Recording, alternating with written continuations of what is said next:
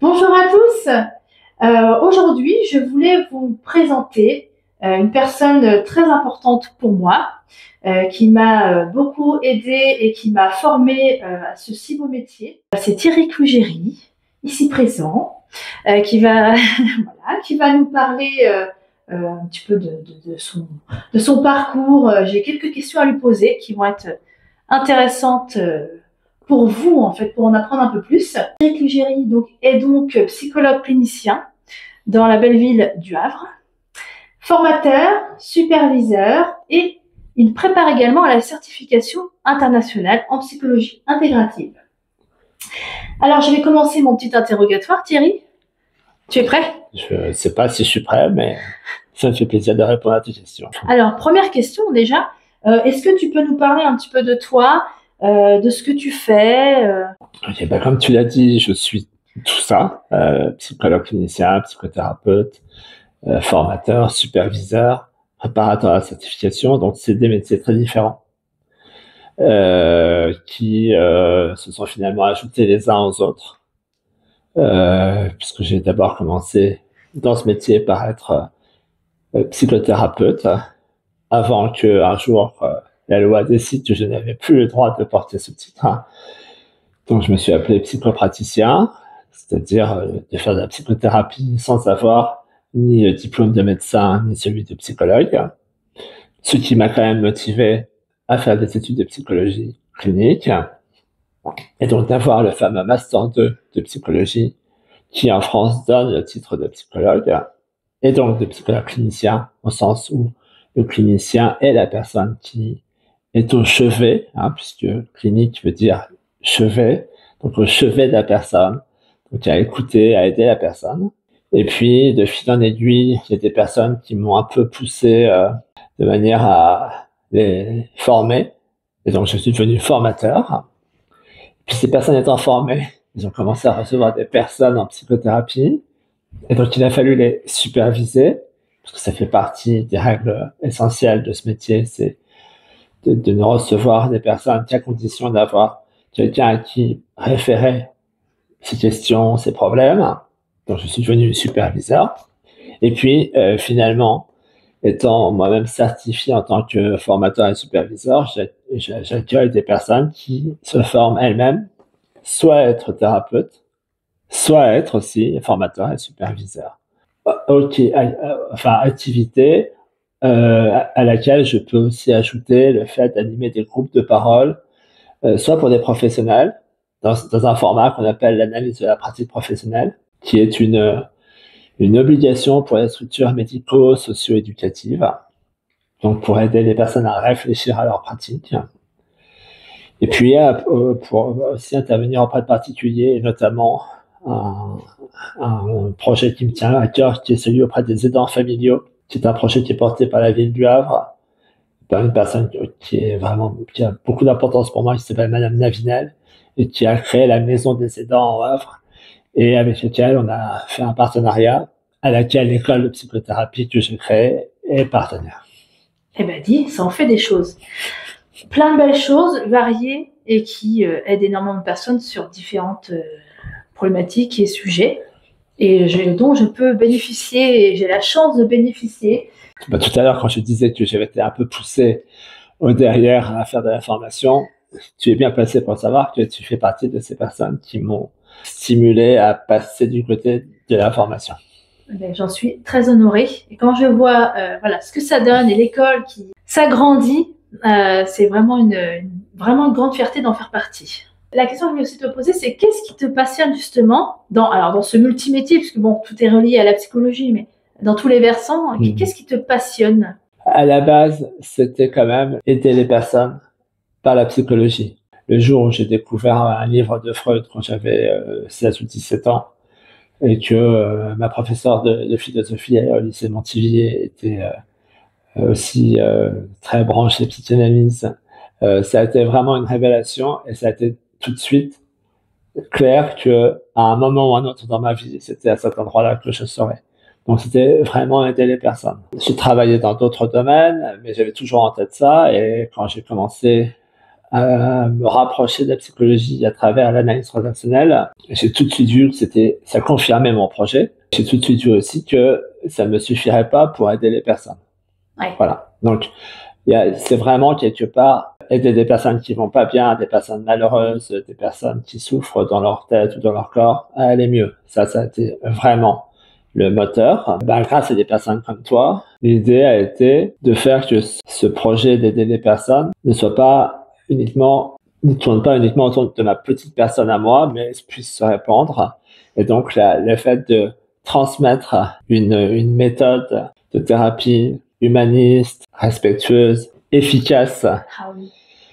Ça a été ensuite la deuxième niveau de motivation. C'est un métier très difficile. On a besoin d'être aidé par quelqu'un de plus fort que nous. Et la motivation supplémentaire a été de soutenir les personnes qui se sont installées et de donner un appui, un soutien, de manière à ce qu'ils puissent faire ce métier dans les meilleures conditions pour elles-mêmes et pour les personnes qui suivent. Et puis, comme je vois encore plus loin, maintenant, mon idée est de faire en sorte que j'accompagne des personnes à devenir de futurs formateurs et superviseurs pour que ce mouvement-là se prolonge une fois que je serai soit à la retraite, soit mort. Quoi. Un grand honneur pour les personnes qui continueront ce magnifique chemin. Et effectivement, je ne peux que confirmer que c'est vraiment efficace et que ça aide énormément de personnes. Que ce soit moi en tant qu'analysante, que je suis depuis bientôt 16 ans avec toi, mais également dans le travail que je fais en cabinet et de retour, surtout que j'ai des personnes.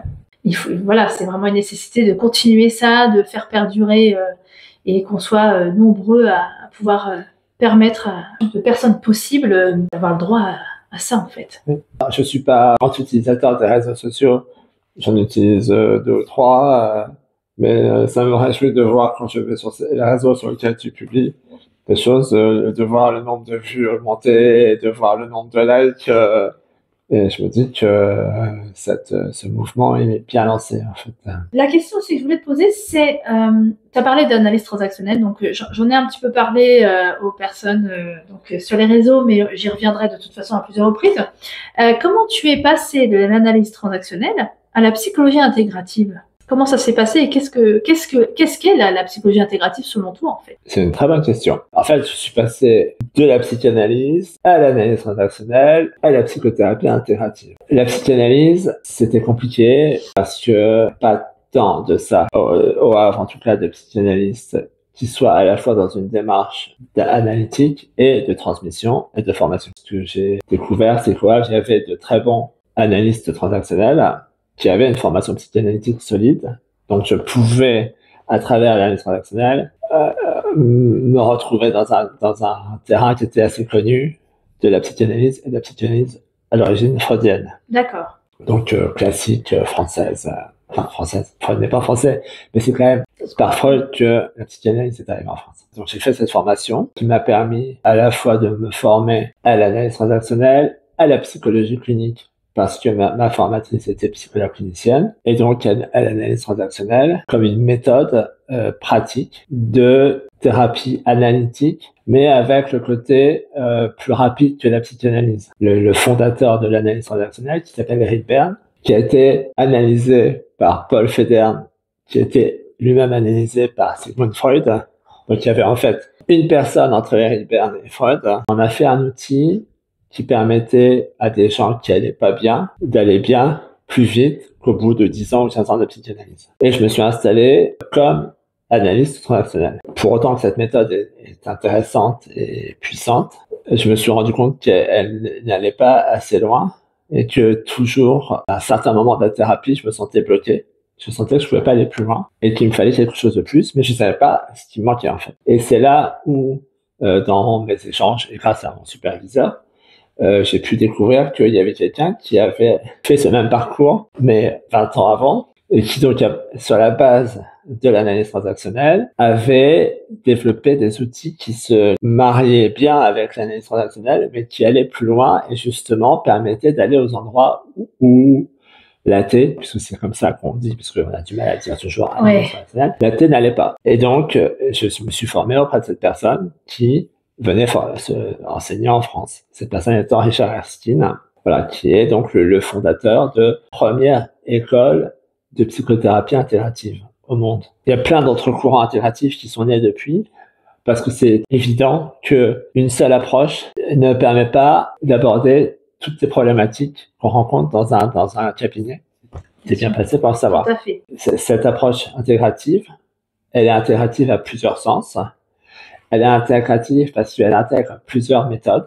La psychanalyse classique, la psychanalyse américaine, qui met l'accent sur d'autres aspects que la psychanalyse classique européenne, intègre des courants plus modernes comme l'analyse transactionnelle ou la Gestalt thérapie. J'aime beaucoup cette approche parce qu'elle oblige de façon éthique et déontologique les thérapeutes à obligatoirement aller se former à d'autres approches et donc à enrichir de façon constante cette approche intégrative de toutes les découvertes en neurosciences, en sciences du comportement, de façon à en faire une approche clinique qui puisse à la fois s'adresser au plus grand nombre et à l'évolution des problématiques. Je pense par exemple aux problématiques de genre, la transsexualité, etc., qui, dans certains courants, qui ne se remettent pas forcément en question en permanence, eh bien, vont se retrouver un peu démunis pour aborder les problématiques de genre. Alors que, en psychothérapie intégrative, il y a des gens qui réfléchissent et qui intègrent les outils qui permettent d'accompagner les personnes dans une démarche de transsexualité ou d'interrogation sur leur propre identité de genre. C'est extrêmement riche en fait, c'est multidimensionnel et vraiment efficace parce que très adapté à l'être humain qui est très, très complexe. L'autre aspect, qui est aussi intégratif parce qu'elle intègre différentes dimensions de la personnalité. Elle n'est pas branchée que sur la pensée ou que sur les émotions ou que sur le comportement, mais elle prend vraiment en compte l'ensemble des dimensions de l'être humain. Donc, on a un modèle pour ça qu'on appelle le diamant, qui représente le lien entre la pensée, les comportements, le corps, les émotions. Et pour certaines personnes pour qui cette dimension peut avoir du sens, la dimension spirituelle, par exemple. Donc voilà, c'est pour ça qu'on l'appelle intégratif. Et c'est pour ça que je me trouve bien, parce que elle me permet d'aborder vraiment, d'accueillir n'importe quelle personne ici en thérapie avec quelle que soit la problématique qu'elle amène. Et ça, c'est vraiment, effectivement, c'est quelque chose de très, très plaisant. Et quand on est dans l'amour inconditionnel de la personne, elle arrive avec toutes ses dimensions, à l'écoute et en connexion avec cette personne pour aller voir tout ce qu'il y a tout autour d'elle. Enfin, moi, j'adore. Voilà, je m'y sens aussi chez moi dans ce courant. Je voulais également te demander, justement, au niveau du versant formation, il y a des personnes qui veulent se former. Pour les personnes qui veulent se former à la psychologie intégrative, est-ce que tu as déjà d'une part des conseils pour ces personnes-là et également qu'est-ce que toi tu proposes, l'école, etc. Alors, peut-être c'est important de repréciser qu'en France, le terme psy, il est accolé à différents mots. Le préfixe est associé à différents suffixes. On va avoir les psychiatres, les psychologues, les psychanalystes, les psychothérapeutes, les psychopraticiens.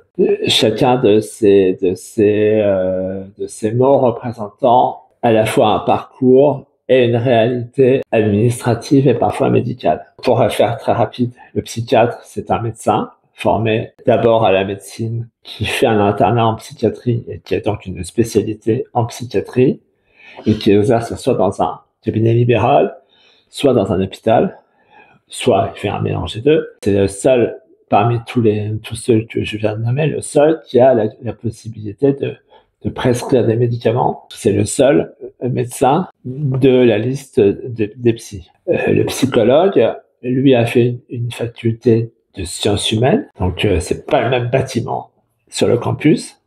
C'est en général le bâtiment où il y a les langues, il peut y avoir l'histoire géo. Donc c'est une science humaine avec pas mal de spécialités.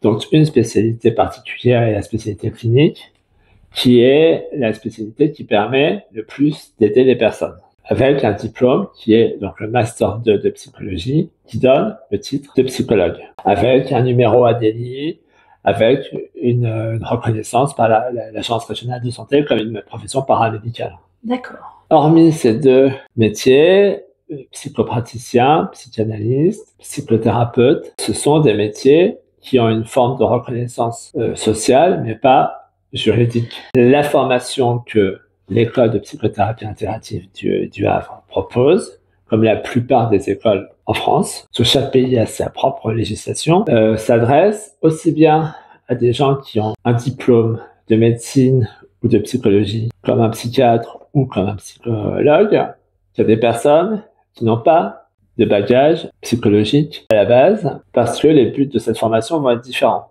Pour les premiers, ça va être d'ouvrir leur pratique à une approche complémentaire à celle qu'ils ont pu apprendre à l'université, mais qui va leur apporter une vision et des techniques et des outils qui ne sont pas enseignés à l'université. Et qui va donc étayer, ouvrir leur pratique de psychiatrie ou de psychologie clinique à cette approche intégrative. Mais j'ai choisi aussi d'ouvrir cette formation à des personnes qui n'ont pas de bagage, et même des personnes qui n'ont pas le bac, qui s'inscrivent dans cette formation, qui forcément ne seront pas d'emblée psychiatres ou psychologues, mais qui pourront s'installer en tant que psychopraticiens, qui est le terme qui a été retenu en France pour définir les personnes qui ne sont ni psychiatres ni psychologues, qu'on a appelé pendant un temps les NINI. Ah oui. Voilà.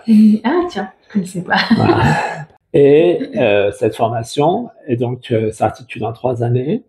Une année où on met tout le monde au même niveau. C'est une formation de psychologie clinique qui permet à tout le monde de parler le même langage. On a fait déjà un bac plus 12 ou un bac moins 5. À la fin de cette année, et tu l'as faite, donc tu peux savoir que il y a vraiment un langage commun et une compréhension commune des processus de développement et de construction des personnalités qui sont acquises.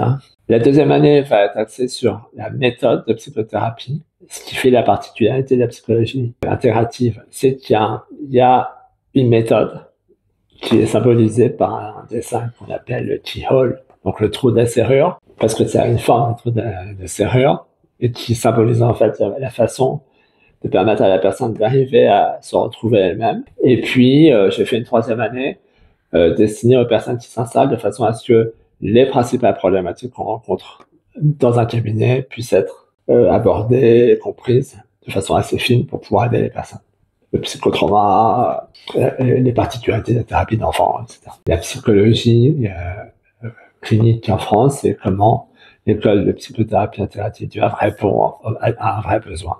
Eh ben, écoute, déjà, je trouve que c'est vraiment très chouette que tu donnes une explication, parce qu'il y a souvent cette question, c'est quoi la différence entre la psychologue, psychiatre, etc., psychanalyste. Donc là, les personnes, ça va leur permettre déjà de savoir se repérer, et effectivement, du coup, après de voir qu'est-ce que ton école propose, les conditions aussi dans lesquelles qui sont, comme la psychologie intégrative, qui sont ouvertes, en fait, voilà, toute personne qui désire, et effectivement, c'est souvent, enfin pour les personnes en tout cas qui viennent en formation, un rêve qui se réalise, comme ça a été pour moi. Ouais. Et donc, effectivement, une formation très efficace, et en tout cas pour ma part, qui est rentrée vraiment toute seule, de manière fluide. Oui, et puis pour les personnes qui se sont installées, qui ont vraiment décidé de faire ce métier, les cabinets marchent plutôt bien, en fait. Oui, tout à fait, tout à fait. Ce qui est une forme de reconnaissance à la fois de la formation et de la manière dont les personnes se sont appropriées les concepts et les outils. Tout à fait. Et maintenant, on forme une famille, une grande famille qui ne cesse de s'agrandir. Oui. C'est que du bonheur. Oui. Avec quelque chose qui, moi, me touche beaucoup, c'est que c'est une formation qui apporte des outils et des concepts qui sont cohérents avec la psychologie clinique, avec les gros bouquins de psychopathologie, voilà. Mais en permettant à chaque thérapeute de trouver son style, sa voix. C'est pas un formatage, en fait. Le parcours de formation permet à chacun de se trouver dans sa propre identité de thérapeute, ce qui fait que finalement, dans un territoire qui est quand même relativement réduit, qui est celui du Havre, d'arrondissement du Havre, il n'y a pas de concurrence, il n'y a pas de compétition, parce que chacun va apporter quelque chose que l'autre ne porte pas et que ça permet à chacun de trouver, enfin à chaque personne qui a besoin de trouver la personne qui lui correspond le plus. Tout à fait. Ouais, t'as tout à fait bien, enfin, t'as vraiment bien décrit les choses et effectivement, on s'intègre quelque chose. Et après, c'est le mélange entre la personne que l'on est, son soi, et les connaissances et les outils, etc., et la méthode. Et après, ça donne des thérapeutes, enfin des psychopraticiens et psychopraticiennes uniques et qui peuvent correspondre effectivement Oui. à des personnes. Oui, et que si je veux avoir une approche plus spirituelle, je sais qu'il y a quelqu'un qui va avoir cette approche-là, quelqu'un qui va avoir besoin d'avoir une thérapie d'enfant, il va y avoir une thérapeute spéciale dans les enfants. Quelqu'un qui est plutôt pour les adolescents va plutôt avoir une approche pour les adolescents. Quelqu'un qui va avoir une approche plutôt psychocorporelle, l'ostéopathie va apporter ça. Enfin, donc, Tout à fait, tout à fait. C'est effectivement, c'est une grande richesse que nous avons là. Et déjà beaucoup de professionnels en route. Donc, je pense que j'aurai l'occasion aussi de faire des petites interviews des différentes personnes. Ça pourrait être cool. Carrément, de la famille. Voilà, je pense que régulièrement, je proposerai des petites interviews voilà, pour qu'on sache qu'elles sont là et qu'on entende aussi leur façon de voir les choses. Et je pense que ça correspond tout à fait à nos aspirations, c'est-à-dire que chaque soi, chaque soi soit en expression et à travers ce qu'on a appris. Et voilà, je pense que ça a beaucoup de sens pour nous que chacun. Et comme tu dis, il n'y a pas de formatage. C'est vraiment chacun fait avec son soi. Et ce qui est vrai au niveau modeste du Havre, c'est vrai au niveau international, parce que cette approche-là, elle est maintenant pratiquée dans une bonne vingtaine de pays. Je n'ai pas fait le calcul récemment, mais il y a une bonne vingtaine de pays dans lesquels il y a des thérapeutes et des formateurs. Et on voit bien que chaque pays, chaque culture intègre et s'imprègne de cette philosophie avec des points communs, mais avec aussi une couleur spécifique qui correspond vraiment à l'approche de la culture.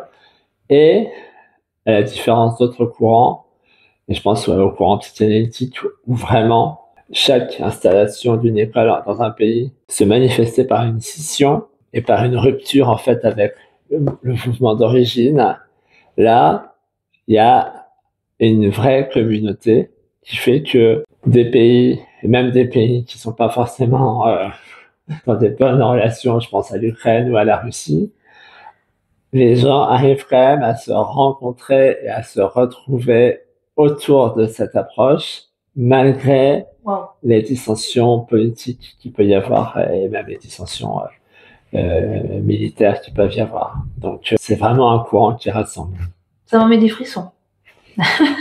Ça m'émeut aussi d'en parler. Ah ouais, merci vraiment pour ce partage, toute cette interview et ce partage-là qui semble être vraiment une image, une illustration parfaite de ce qui se passe en fait au sein de cette famille de psychologie intégrative et de ce qu'on cherche à faire en fait.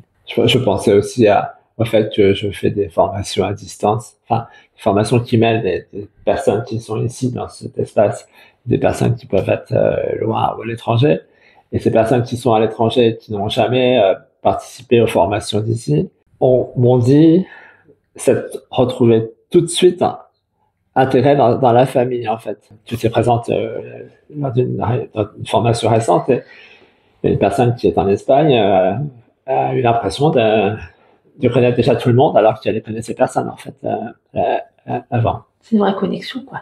On peut dire. Voilà, qui est beaucoup effectivement dans l'amour aussi, qui je pense véhicule. Voilà, c'est une vraie essence pour l'être. Enfin, en tout cas, dans ma façon de voir les choses, c'est l'essence de l'être humain. Donc voilà, on retrouve tout ça en fait, tous ces magnifiques ingrédients dans la psychologie intégrative. Donc je te remercie de nous en avoir parlé et de nous avoir partagé ta façon de travailler, ta façon de voir la psychologie intégrative, ton expérience. C'est un grand honneur pour moi de faire cette interview aujourd'hui parce que je suis quand même à côté de mon thérapeute, formateur, superviseur. Donc, voilà, je vois les effets tellement bénéfiques de tout ce travail avec toi. Donc, merci beaucoup. Je t'en prie. C'était un plaisir. Mais complètement partagé. Je pense que ça va se ressentir de l'autre côté de l'écran. Et on aura certainement l'occasion de se retrouver à travers les réseaux. Et puis, je te souhaite toujours une très belle continuation dans tout ce que tu fais. Merci, je pense, au nom de toutes les personnes qui sont formées par toi. Oui, puis n'hésitez pas, je suppose, à réagir sur les différents supports où vous trouverez cette vidéo auprès de Caroline, qui me transmettra éventuellement les questions. Et puis sinon, effectivement, il y a le site de l'école de psychothérapie intégrative du Havre, l'EPI, EPIH.fr. Oui, et d'ailleurs, on mettra en description, on mettra le lien de ton école. Donc oui, n'hésitez surtout pas. On est là aussi pour ça, pour les interactions. Mais écoutez, on va se retrouver donc une prochaine fois pour un autre sujet ou une autre interview. Voilà. Merci à toi, Thierry, encore. Et donc, je vous souhaite une très belle continuation à tous et je vous dis à bientôt. Au revoir.